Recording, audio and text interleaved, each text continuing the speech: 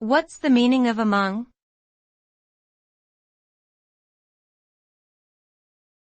Among.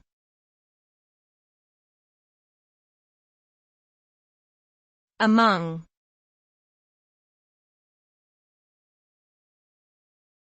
Among.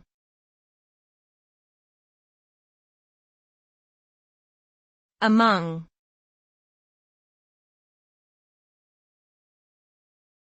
Among.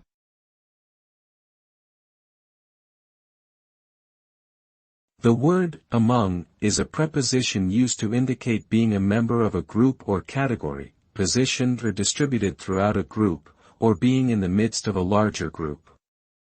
It suggests that something or someone is surrounded by, or within a larger context. For example, among the crowd suggests that someone is situated within a larger group of people. The term can also be used to suggest comparison or differentiation between things or individuals within a group.